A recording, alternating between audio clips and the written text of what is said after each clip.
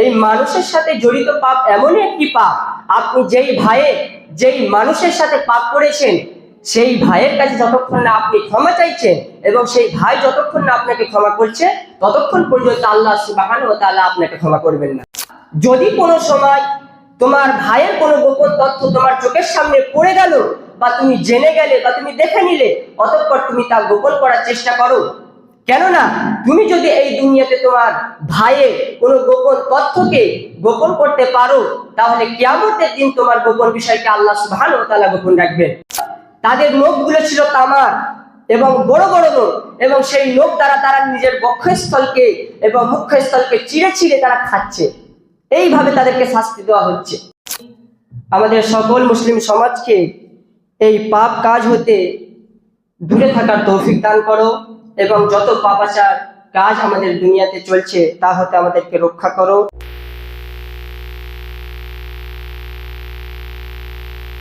نحمده ونصلي على رسوله الكريم أما بعد فأعوذ بالله من الشيطان الرجيم بسم الله الرحمن الرحيم يا أيها الذين آمنوا اجتنبوا كثيرا من الظن إن بعد الظن إثم ولا تجسسوا ولا يغتب بعضكم بعضا أيحب أحدكم أن يأكل لحم أخيه ميتا فكرهتموه واتقوا الله إن الله تواب رحيم।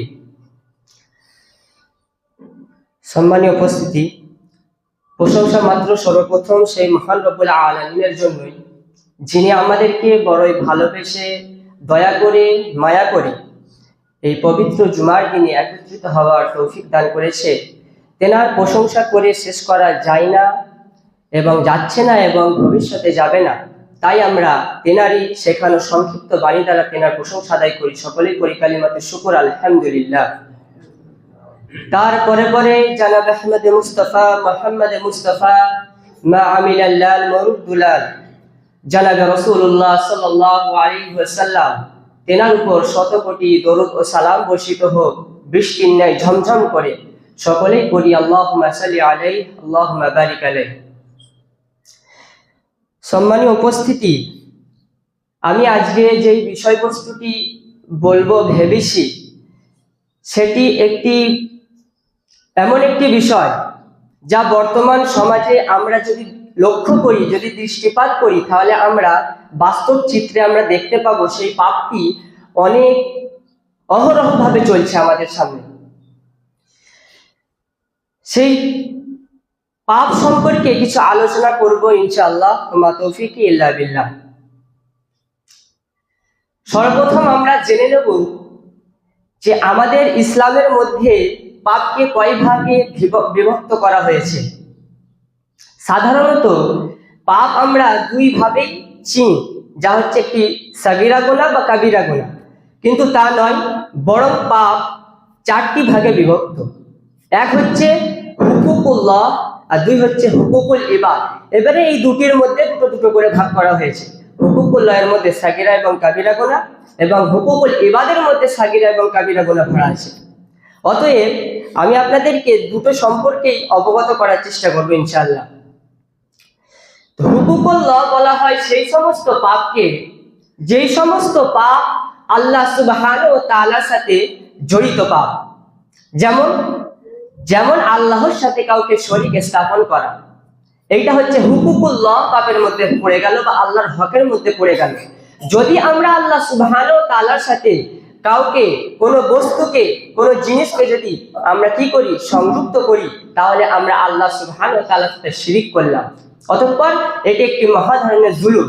আল্লাহ পবিত্র কোরআনের মধ্যে বলেছেন, ইয়া বুনাইয়া, হে আমার বৎস, লা তুশরিক বিল্লাহ ইন্নাশ শিরকা লাযুলমুন আযীম, তুমি শিরক করো না, নিশ্চয়ই শিরক হচ্ছে একটি মহা ধরনের জুলুম। অতঃপর হুকুকুল্লাহের মধ্যে সর্বপ্রথম এবং সবচেয়ে বড় পাপ হচ্ছে বা মারাত্মক ধরনের পাপ হচ্ছে এই শিরক। দ্বিতীয় হচ্ছে নামাজ আছে। আপনি যদি নামাজকে ছেড়ে দেন ইচ্ছাকৃতভাবে বা অনিচ্ছাকৃতভাবে, তাহলে আপনার পাপ হতে পারে, কিন্তু আপনি যদি খালিস নিয়তে আল্লাহর কাছে মাপ চান, তাহলে আল্লাহ যদি চায় তাহলে আপনাকে ক্ষমা করতে পারে। এটা আল্লাহর সাথে যেসব সংযুক্ত পাপগুলো আছে। কিন্তু দ্বিতীয় যে পাপটি রয়েছে হুকুকুল ইবাদ, তথা মানুষের সাথে যেসব আমরা জড়িত পাপগুলো করে থাকি, সেই পাপগুলো কিন্তু সহজেই ক্ষমা হয় না, বা আল্লাহ সুবহানাহু ওয়া তাআলা তিনি স্বয়ং নিজে তাকে ক্ষমা করেন না। বরং এই মানুষের সাথে জড়িত পাপ এমনই একটি পাপ, আপনি যেই মানুষের সাথে পাপ করেছেন সেই ভাইয়ের কাছে যতক্ষণ না আপনি ক্ষমা চাইছেন এবং সেই ভাই যতক্ষণ না আপনাকে ক্ষমা করছে, ততক্ষণ পর্যন্ত আল্লাহ সুবহানাহু ওয়া তাআলা আপনাকে ক্ষমা করবেন না। এটি এমন একটি পাপ। এই হুকুকুল ইবাদের মধ্যে সবচেয়ে বড় পাপ হচ্ছে পরনিন্দা বা পরচর্চা, গীবত করা। এই গীবত সম্পর্কে কিছু দু একটা হাদিস এবং কোরআন থেকে দলিল সহ আপনাদের সামনে কিছু বলার চেষ্টা করব। এই গীবত কাকে বলা হয়? একদা রাসূল সাল্লাল্লাহু আলাইহি ওয়াসাল্লাম মজলিসে সাহাবীগণকে নিয়ে বসেছিলেন এবং কিছু ওসিয়ত বা নসিহত করছিলেন। তখন সাহাবীগণকে আল্লাহ রাসূল সাল্লাল্লাহু আলাইহি ওয়াসাল্লাম জিজ্ঞাসা করলেন যে, হে সাহাবীগণ, আতাদরুনা মাল গীবা, তোমরা কি জানো এই গীবত কাকে বলে? তার প্রতি উত্তরে সাহাবাগণ উত্তরে বললেন, আল্লাহু রাসূলুহু আলাম, এই বিষয়ে বেশি অবগত আল্লাহ এবং তার রাসূল। অতএব আমাদের সেই জ্ঞান নেই যে আমরা গীবত কাকে বলে বলতে পারবো। অতঃপর তারপরে আল্লাহ রাসূল সাল্লাল্লাহু আলাইহি ওয়াসাল্লাম এই গীবত কাকে বলে, এই পরনিন্দা কাকে বলে, এই পরচর্চা কাকে বলে বলে দিলেন। বললেন যে এই গীবত তাকেই বলা হয় যে তোমার ভাইয়ের অনুপস্থিতিতে তুমি তোমার ভাইয়ের এমন একটি গোপন তথ্য, গোপন বিষয়কে তুমি মানুষের সামনে প্রকাশ করে দিলে, যেই বিষয়টি যদি সেই ভাইটি শুনে ফেলে তাহলে তার অন্তরে বড় একটি খটকা লাগবে, তার মনে আঘাত লাগবে, সে কষ্ট পাবে। একেই বলা হয় গীবত। তখন সাহাবীগণ বললেন যে, হে আল্লাহর রাসূল, যদি আমি যেই বিষয়টি মানুষের সামনে প্রকাশ করব সেই বিষয়টা যদি আমার ভাইয়ের মধ্যে বিদ্যমান থাকে, যদি সেই বিষয়টি তার মধ্যে সত্যিকারের থাকে, তাহলে কি হবে? তাহলে আল্লাহ রাসূল সাল্লাল্লাহু আলাইহি সাল্লাম বললেন, যদি সেই বিষয়টা আসলেই তোমার ভাইয়ের মধ্যে বিদ্যমান থাকে তাহলে তুমি তার গীবত করলে, আর যদি না থাকে সেই বিষয়টা তাহলে তুমি তার উপরে একটি অপবাদ বা তহমত লাগালে। এই গীবত সম্পর্কে, এই গীবত যে কত মহা ধরনের একটি পাপ, এর পরিণাম যে কতটা ভয়াবহ, এ ব্যাপারে আল্লাহ সুবহানাহু ওয়া তাআলা পবিত্র কোরআন সূরা হুজরাত আয়াত নম্বর 12 এর মধ্যে পরিষ্কার করে বলে দিয়েছেন এই যে গীবত কত ঘৃণিত একটি অপরাধ বা ঘৃণিত একটি পাপ। মহান আল্লাহ তাআলা পবিত্র কোরআনে বলছেন, ইয়া আইয়ুহাল্লাযীনা আমানু, হে ঈমানদারগণেরা, হে বিশ্বাস স্থাপনকারীগণ, ইজতানিবু, তোমরা কি করো? বেঁচে থেকো, তোমরা দূরে থেকো। কি হতে? কাসীরাম মিনাজ জন্নি, অধিক ধারণা হতে, অধিক ধারণা হতে তোমরা কি করো? বেঁচে থেকো। কেননা কাসীরাম মিনাজ জন্নি ইসমুন, কেননা অধিক ধারণাই হচ্ছে গুনাহ বা পাপের একটি উৎস। অতএব এই অধিক ধারণা হতে আল্লাহ সুবহানাহু ওয়া তাআলা বেঁচে থাকতে বলেছেন, কেননা এই অধিক ধারণাই হচ্ছে পাপ। এবং কি করতে বারণ করেছে? ওয়ালা তাজাসসু, তোমরা তোমার ভাইয়ের বা তোমার কোনো অপর মুসলিম ভাইয়ের কোনো গোপন তথ্যকে তোমরা খুঁজে বেড়াও না। আল্লাহ সুবহানাহু ওয়া তাআলা স্বয়ং নিষেধ করেছে। তারপরে কি বলেছে? ওয়ালা ইয়াগতাব বা'দুকুম বা'দা, যদি কোনো সময় তোমার ভাইয়ের কোনো গোপন তথ্য তোমার চোখের সামনে পড়ে গেল, বা তুমি জেনে গেলে, বা তুমি দেখে নিলে, অতঃপর তুমি তা গোপন করার চেষ্টা করো। কেননা তুমি যদি এই দুনিয়াতে তোমার ভাইয়ের কোনো গোপন তথ্যকে গোপন করতে পারো, তাহলে কিয়ামতের দিন তোমার গোপন বিষয়কে আল্লাহ সুবহানাহু ওয়া তাআলা গোপন রাখবেন। অতএব আল্লাহ সুবহানাহু ওয়া তাআলা বলেছেন, যদি তোমাদের সামনে কোনো কারণবশত তার গোপন তথ্য প্রকাশ হয়ে গেল, অতঃপর সেই গোপন বিষয়টিকে তোমরা একে অপরের মধ্যে কি করো না? ওয়ালা ইয়াগতাব বা'দুকুম বা'দা, একে অপরের মধ্যে প্রকাশ করিও না, কারোর সামনে বলিও না। কেননা ওয়ালা ইয়াগতাব বা'দুকুম বা'দা আইয়ুহিব্বু আহাদুকুম আন ইয়াকুলা লাহমা আখিহি, দেখুন আল্লাহ সুবহানাহু ওয়া তাআলা কত ঘৃণিত একটি কাজের সাথে তুলনা করে বলেছেন এই পাপটিকে। আল্লাহ সুবহানাহু ওয়া তাআলা বলছে, তোমরা কি কোনোদিন কেউ আছো যে ভালোবাসতে সে যেন তার মৃত ভাইয়ের মাংস খেতে? অতঃপর আল্লাহ সুবহানাহু ওয়া তাআলা এই গীবত পাপটিকে তার মৃত ভাইয়ের মাংস খাওয়ার সাথে তুলনা করেছেন। অবশ্যই আমরা আমাদের মৃত ভাইয়ের মাংস কেন, কোনো মানুষের মাংস ভক্ষণ করতে আমরা ঘৃণিত মনে করব?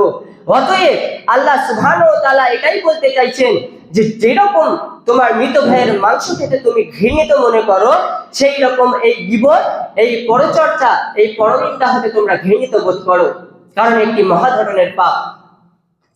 এই সম্পর্কে রাসূল সাল্লাল্লাহু আলাইহি সাল্লামের হাদিসে এসেছে, একদা রাসূল সাল্লাল্লাহু আলাইহি সাল্লামের স্ত্রী সাফিয়া রাদিয়াল্লাহু তাআলা আনহা এবং আয়েশা রাদিয়াল্লাহু তাআলা আনহা, এনারা দুজনই ছিলেন আল্লাহ রাসূলের স্ত্রী।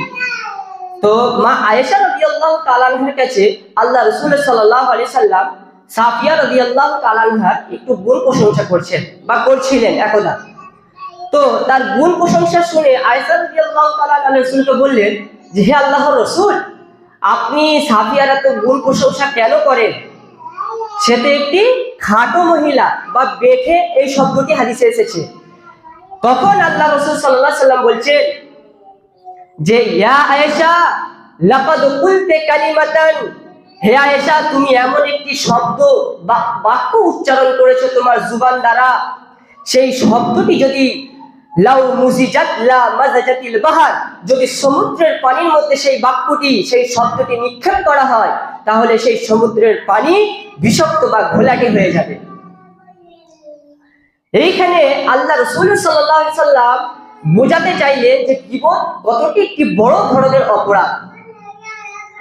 মা আয়েশা শুধু সামান্য তানি কাসিরাতান এই শব্দটি বলার কারণে আল্লাহ রাসূলের চোখ লালে লালিত হয়ে গেছে এবং রাগে রাগান্বিত হয়ে আয়েশা রাদিয়াল্লাহু তাআলা আনহাকে বললেন যে, তুমি এমন একটি শব্দের উচ্চারণ করেছো, যদি সেই বাক্যটি, সেই শব্দটি সমুদ্রের পানির মধ্যে ফেলে দেওয়া হয়, তাহলে সমুদ্রের পানি পর্যন্ত ঘোলাটে বিষাক্ত হয়ে যাবে।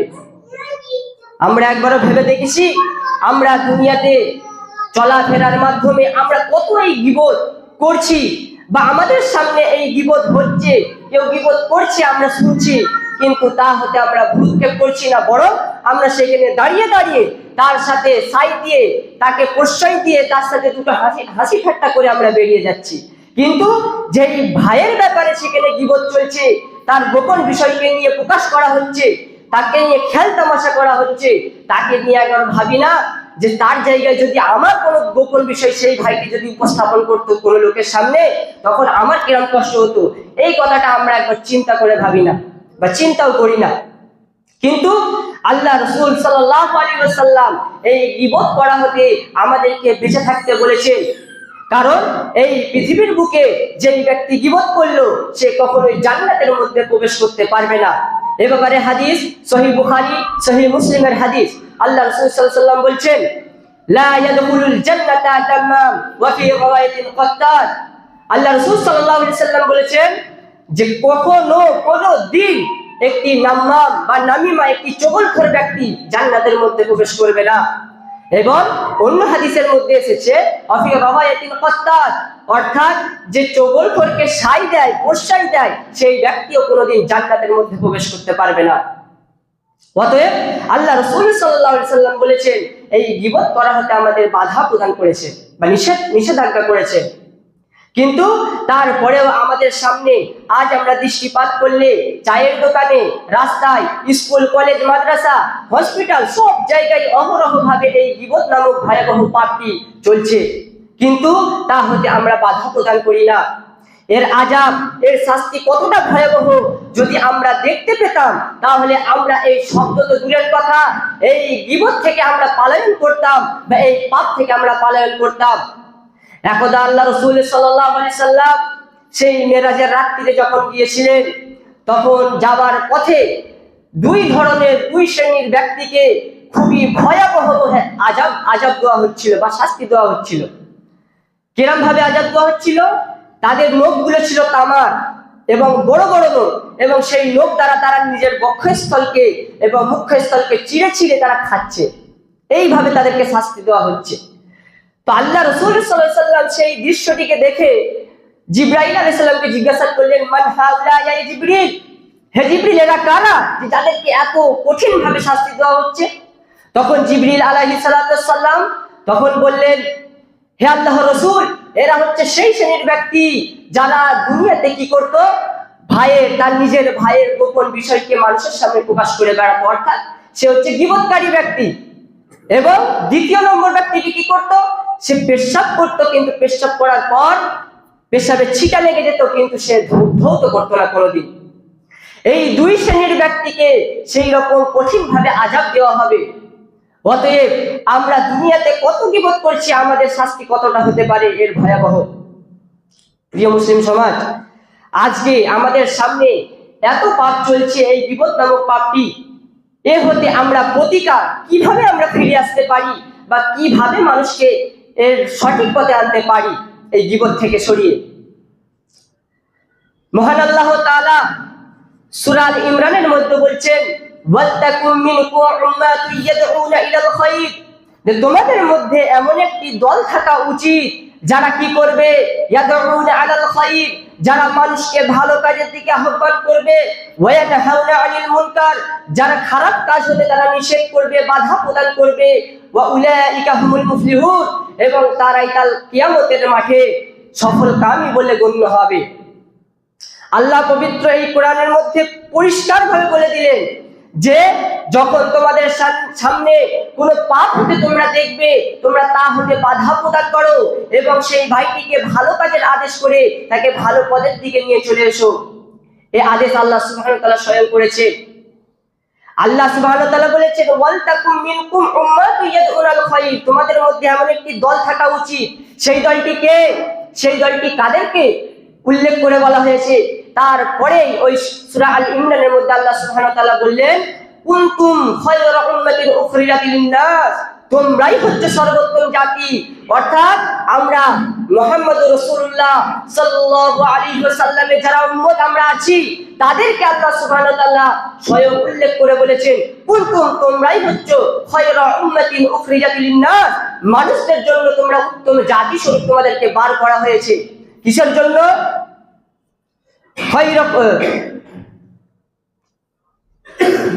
যাতে করে তোমরা মানুষকে ভালো কাজের আদেশ করো এবং অসৎ কাজ থেকে বাধা প্রদান করো।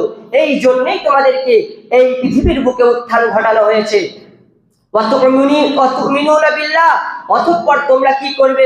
পরিশেষে আল্লাহর প্রতি বিশ্বাস আনয়ন করবে। এই আয়াতের মধ্যে আল্লাহ সুবহানাহু ওয়া তাআলা আমাদেরকে সর্বোত্তম জাতি বলে উল্লেখ করেছেন এবং বলেছেন, তোমরাই হচ্ছে সর্বোত্তম জাতি, যাতে করে তোমরা মানুষকে ভালো কাজে আদেশ করো এবং মন্দ কাজে নিষেধ করো। অতঃপর আল্লাহ সুবহানাহু ওয়া তাআলা স্বয়ং আমাদেরকে আদেশ করার পর, এর পরেও আমাদের সামনে, আমাদের চোখের সামনে অহরহ পাপ হচ্ছে, তা দেখে আমরা সরে যাচ্ছি, নয়তো আমরা তার উপরে প্রশ্রয় দিচ্ছি।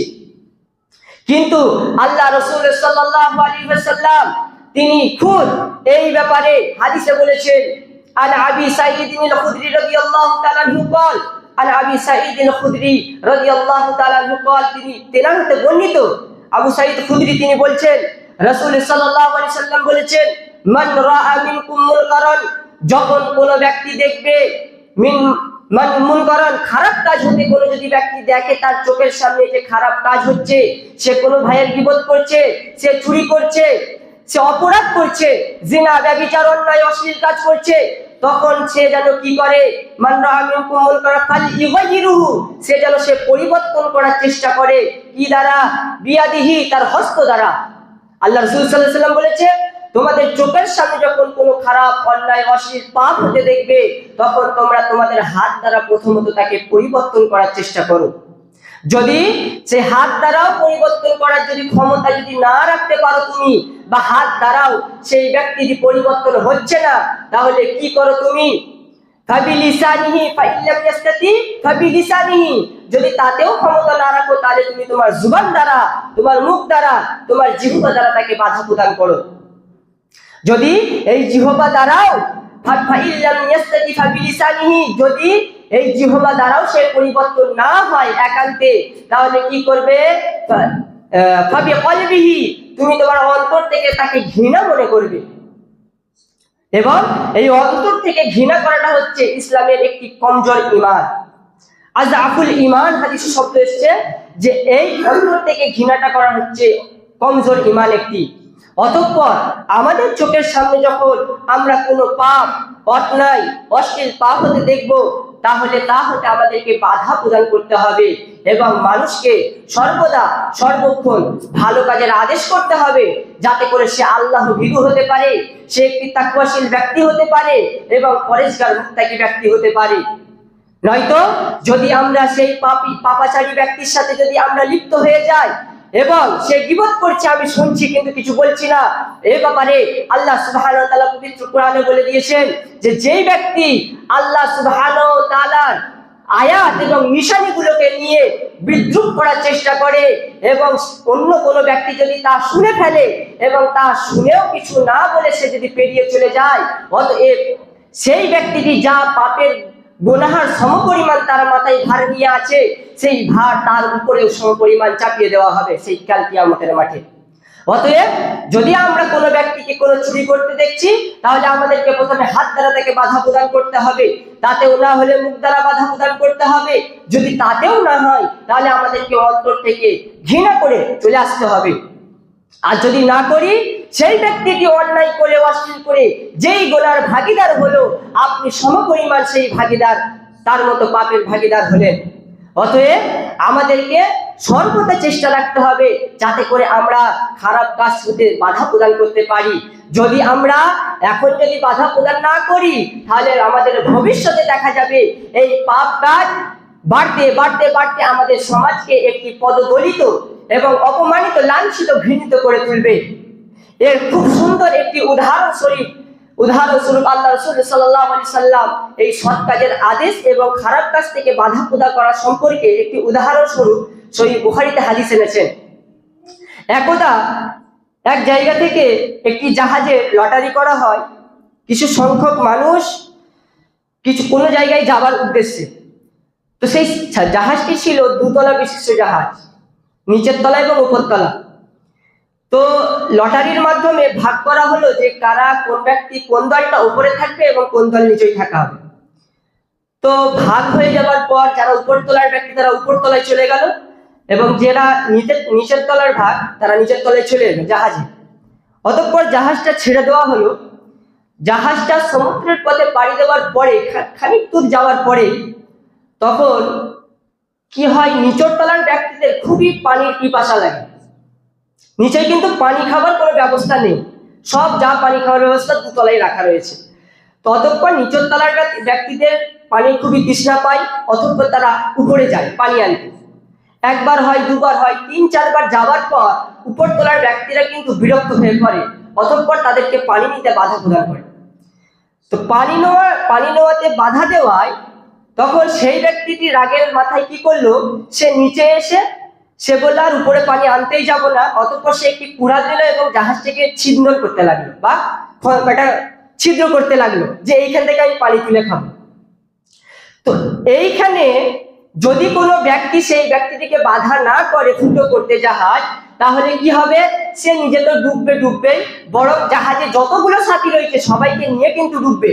অতঃপর এই উদাহরণের দ্বারা আল্লাহ রাসূল সাল্লাল্লাহু আলাইহি সাল্লাম বলতে চাইছেন, যদি আপনি কোনো ব্যক্তিকে খারাপ কাজ হতে দেখছেন, অতঃপর তাকে বাধা প্রদান করছেন না এবং তাকে সায় দিয়ে দিচ্ছেন, অতঃপর কি হবে, পরবর্তীতে দেখা যাবে সেই ব্যক্তিটির কারণে যত পরিবেশে সমাজের যত মানুষ আছে সব কিন্তু আপনার সেই ছাড় দেওয়াতে সে মাথায় রেখে দেবে যে ওকে কিছু বলিনি, ওকে বাধা প্রদান করেনি, অতঃপর আমিও করব।